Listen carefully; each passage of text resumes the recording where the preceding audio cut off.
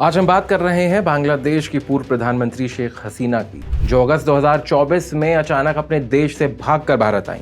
जी हाँ, शेख हसीना के भागने के पीछे एक बेहद दिलचस्प और अचानक आया फोन कॉल है, और इसकी पूरी कहानी क्या है वही बताने आज हम आए हैं। तो बताते हैं आपको उस एक फोन कॉल के पीछे की पूरी कहानी। नमस्कार, मेरा नाम है हर्षवर्धन सिंह और आप देख रहे हैं दी एज। तो इस पूरी कहानी का खुलासा एक किताब इंशाअल्लाह Bangladesh the story of an unfinished revolution में हुआ है। इस किताब के मुताबिक 5 अगस्त 2024 को करीब 1:30 बजे ढाका के गढ़ भवन में शेख हसीना गंभीर संकट के बीच थी। उनके देश में भारी विरोध प्रदर्शन और उग्र भीड़ उनके पास आने लगी थी। सेना प्रमुख और उनके सुरक्षा सलाहकार बार बार उन्हें बोल रहे थे कि वे तुरंत देश छोड़ दें, पर शेख हसीना नहीं मानी। वहीं उनकी बहन और बेटे ने भी उन्हें फ़ोन कर समझाने की कोशिश की, लेकिन शेख हसीना का जवाब आया कि देश छोड़ने से बेहतर है मौत। तब अचानक भारत से एक शीर्ष अधिकारी का फ़ोन आता है। उस फ़ोन कॉल ने इस पूरी कहानी को बदल दिया। उस अधिकारी ने साफ कहा कि अब बहुत देर हो चुकी है, यदि आपने तुरंत बांग्लादेश नहीं छोड़ा तो कुछ भी हो सकता है, और कहा आपको जिंदा रहना होगा ताकि आप आगे जाकर फिर से लड़ सकें। ये फ़ोन कॉल शेख हसीना के लिए एक बड़ा फैसला था।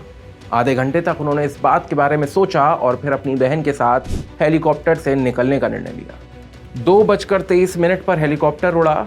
थोड़ी देर में वो विमान में सवार होकर भारत की ओर निकल गए और शाम तक वे दिल्ली के पास हिंडन एयरबेस पहुंची, जहां उनका स्वागत भारत के राष्ट्रीय सुरक्षा सलाहकार अजीत डोभाल ने किया। ये पूरा घटनाक्रम उस समय सामने आया जब बांग्लादेश में बड़े पैमाने पर विरोध प्रदर्शन चल रहे थे।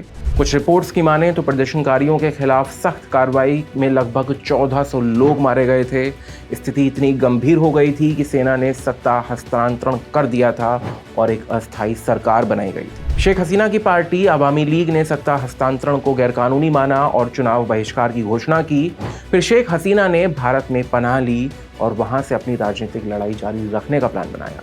भारत की भूमिका इस पूरे संकट के समय में बेहद जरूरी साबित हुई, खासकर राष्ट्रीय सुरक्षा सलाहकार अजीत डोभाल की अगुवाई। इंशाअल्लाह बांग्लादेश किताब की बातचीत में ये भी बताया गया है कि इस पूरे प्रकरण में पाकिस्तान और अमेरिका की राजनीतिक रणनीतियां भी शामिल थीं, जिनका मकसद था बांग्लादेश की सेक्युलर सरकार को कमजोर करना।